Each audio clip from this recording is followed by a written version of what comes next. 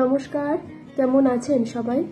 আজ 10 তারিখ, সিকিম ভ্রমণের আজ আমাদের পঞ্চম দিন। সকালে স্নান খাওয়া দাওয়া সেরে বেরিয়ে পড়েছিলাম ঘুরতে। রাস্তার মাঝে দেখেছিলাম এই সুন্দর একটা জলধারা। কি অসাধারণ সুন্দর লাগছে দেখুন।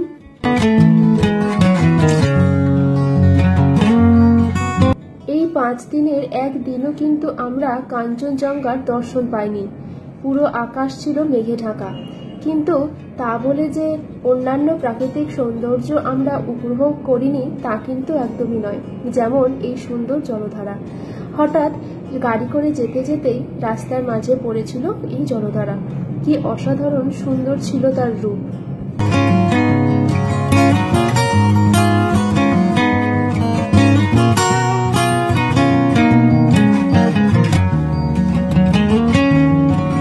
পরিষ্কার স্বচ্ছ কাঁচের মতো জল ছিল, আর জল ছিল খুবই ঠান্ডা।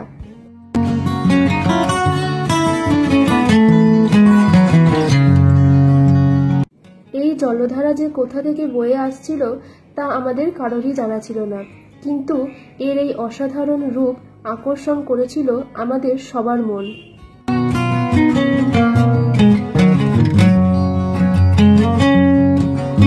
শান্ত শীতল এই জলধারা, অন্যদিকে মেঘের চাদরে মুড়ে থাকা এই আবছা পাহাড়, সবকিছু যেন একটা অন্যরকম সৌন্দর্য এনে দিয়েছিল প্রকৃতিতে।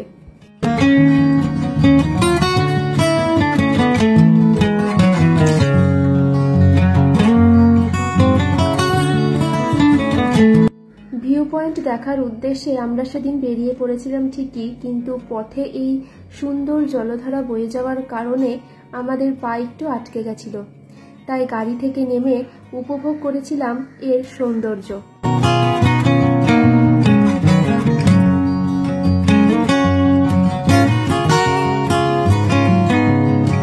বেশ কিছুটা সময় কাটিয়েছিলাম এই নাম না জানা জলধারার সাথে। কিছুটা সময় কাটিয়ে ছবি ভিডিও করে তারপরে বেরিয়ে পড়েছিলাম আমাদের পরবর্তী ভিউ পয়েন্টের দিকে।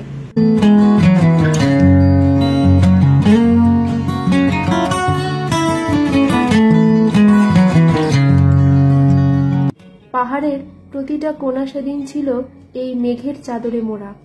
হ্যাঁ, কিছুটা মন খারাপ হয়তো ছিল, কারণ কাঞ্চনজঙ্ঘার দর্শন পাইনি, কিন্তু সে দর্শন পাইনি তা বলে কি হয়েছে, এই যে হাতের মুঠোয় সেদিন নেমে এসেছিল সমস্ত আকাশ। মেঘ সেদিন আকাশ থেকে নেমে এসে ছুঁয়েছিল আমাদের শরীর, আমাদের মন, যা এক স্বর্গীয় অনুভূতি এনে দিয়েছিল আমাদের মনে।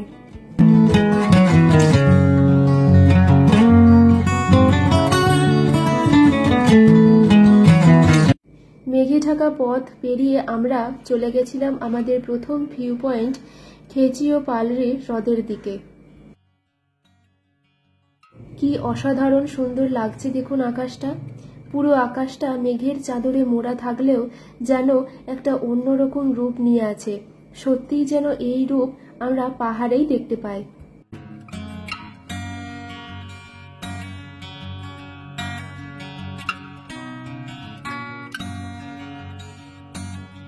এই যে চলে এসেছি আমরা খেচিও পালরি হ্রদে। চলুন এবার ভেতরে যাব।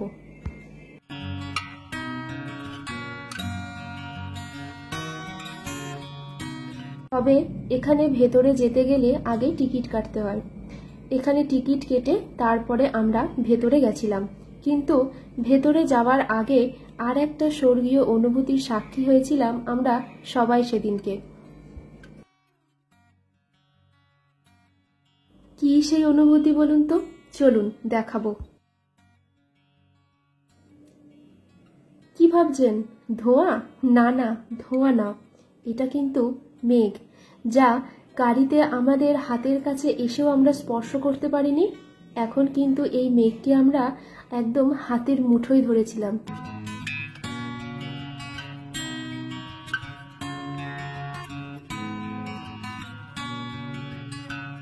এই খেচি ও পালরি হ্রদটি ভারতের পশ্চিম সিকিমের গ্যাংটকের 147 কিলোমিটার পশ্চিমে খেচি ও পালরি নামে একটি গ্রামের কাছে অবস্থিত।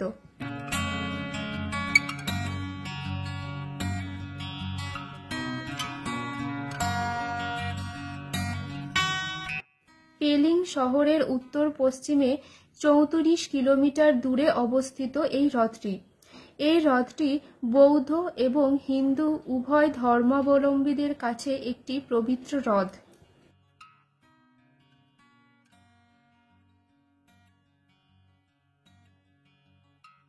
আবার এই হ্রদটিকে ইচ্ছে পূরণকারী হ্রদ হিসেবেও অনেকে মনে করে থাকে।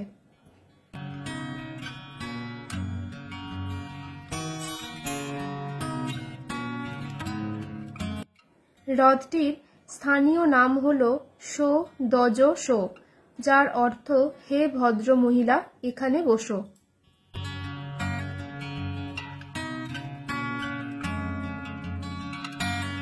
এই হ্রদের একটি আকর্ষণীয় বৈশিষ্ট্য হল এই হ্রদে পাতা ভাসতে দেওয়া হয় না, যা পাখিদের দ্বারা নিশ্চিত করা হয়।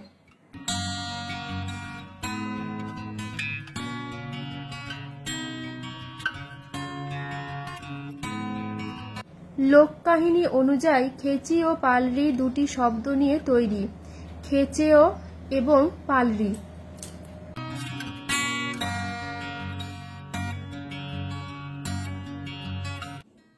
খেচেও শব্দের অর্থ হল উড়ন্ত যোগিনী এবং পালরি শব্দের অর্থ হল প্রসাদ।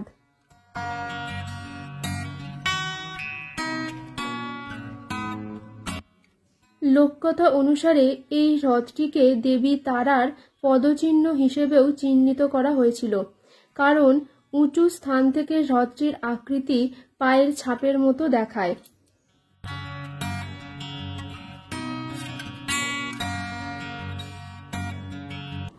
এই হ্রদটি ইচ্ছে পূরণকারী হ্রদ নামেও পরিচিত, তাই এর সাথে যুক্ত লোককাহিনী এবং কিংবদন্তিও অনেক আছে। লোককাহিনীর গভীর ধর্মীয় আগ্রহ তৈরি করেছে এবং ফলস্বরূপ হ্রদের জল শুধুমাত্র আচার অনুষ্ঠান পালনের জন্য ব্যবহার করার অনুমতি দেওয়া হয়েছে।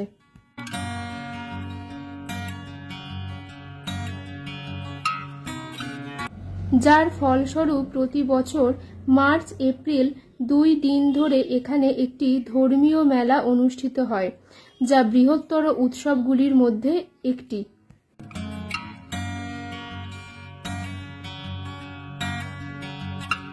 1700 সালের দিকে খেচি ও পালরি মঠ প্রতিষ্ঠার মাধ্যমে এটি একটি পবিত্র বৌদ্ধ স্থান হয়ে ওঠে।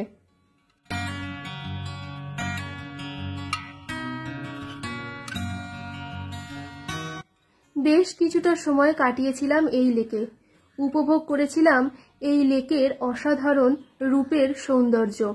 সত্যিই যেন একটা অন্যরকম রূপ ছিল এই লেকের।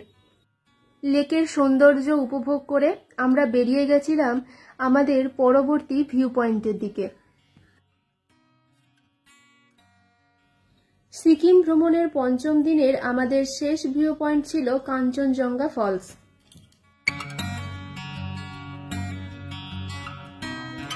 দেখছেন, আমরা যখন কাঞ্চনজঙ্ঘা ফলসে পৌঁছেছিলাম তখন আকাশের মেঘটা কিন্তু অনেকটাই কেটে গেছিল।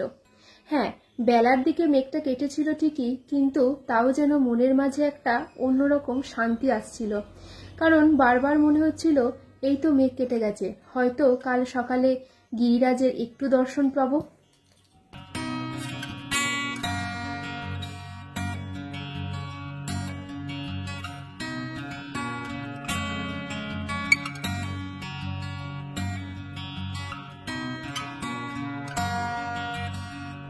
কাঞ্চনজঙ্ঘা জলপ্রপাত সিকিমের পেলিংয়ে অবস্থিত একটি সুন্দর এবং জনপ্রিয় পর্যটন স্পট।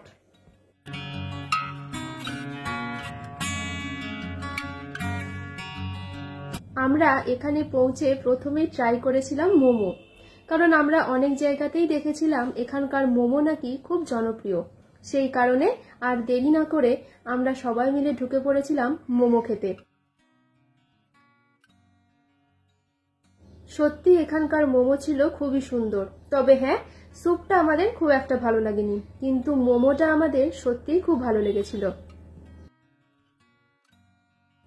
আমরা যেখান থেকে মোমো খেয়েছিলাম সেই দোকানটা কিন্তু এই ফলসে ঢোকার আগের একদম প্রথম দোকানটা, অন্য কোনো দোকানে নয়, একদম এই প্রথম দোকান থেকেই আমরা খেয়েছিলাম মোমো।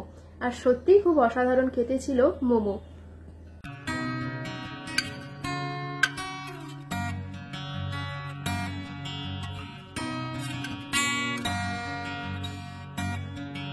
এরপরেই চলে গেছিলাম জলপ্রপাতের খুব কাছে, খুব কাছ থেকে উপভোগ করেছিলাম তার অসাধারণ রূপ।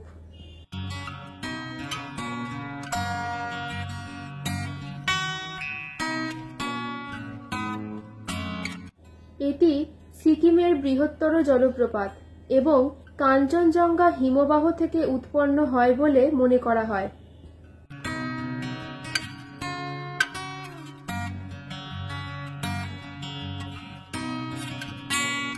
এটি প্রাকৃতিক সৌন্দর্য দর্শকদের মুগ্ধ করে এবং সারা বছর ধরে পর্যটকদের আকর্ষণ করে চলেছে।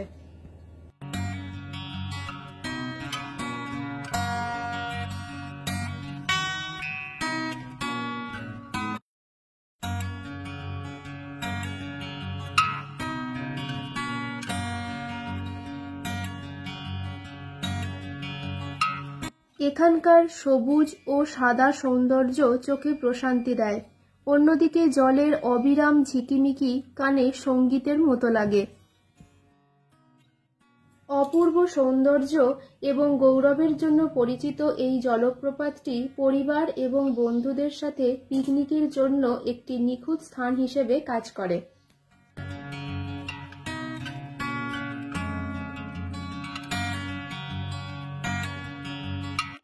এই ছিল আমাদের সিকিম ভ্রমণের পঞ্চম দিনের শেষ ভিউ পয়েন্ট। চলুন তাহলে আজকের ভিডিওটা এখানেই শেষ করছি। আর হ্যাঁ, আগের ভিডিওতে আমি প্রশ্ন করেছিলাম যে আমাদের সেকেন্ড ভিউ পয়েন্ট কী ছিল, তার উত্তর দিয়েছিলেন নন্দিনী পাল। থ্যাংক ইউ দিদি, ভিডিওটা সম্পূর্ণ দেখার জন্য এবং কমেন্ট করার জন্য। যাই হোক, চলুন আজকের ভিডিওটা তাহলে এখানেই শেষ করছি। দেখা হবে আবার সামনের ভিডিওতে। যারা ফেসবুক থেকে দেখছেন তারা প্লিজ পেজটি একটু ফলো করে দেবেন, আর যারা ইউটিউব থেকে দেখছেন তারা প্লিজ চ্যানেলটি একটু সাবস্ক্রাইব করে দেবেন। আর হ্যাঁ, লাইক কমেন্ট শেয়ার করতে কিন্তু একদম ভুলবেন না। চলুন ভিডিওটা তাহলে এখানেই শেষ করছি। আরে দাঁড়ান, আর একটা কথা বলি, বলুন তো আজকের আমাদের প্রথম ভিউ পয়েন্ট কী ছিল? কমেন্ট করে কিন্তু অবশ্যই জানাবেন। চলুন তাহলে ভিডিওটা আজকে এখানেই শেষ করছি। দেখা হবে আবার সামনের ভিডিওতে। সবাই ভালো থাকবেন, সুস্থ থাকবেন। আর হ্যাঁ, যে প্রশ্নটা করলাম তার উত্তর কিন্তু অবশ্যই কমেন্ট করে জানাবেন, তাহলে আমি তার নাম পরের ভিডিওতে অবশ্যই উল্লেখ করব। চলুন তাহলে আজকের ভিডিওটা এখানেই শেষ করছি, আবার সামনের ভিডিওতে দেখা হবে।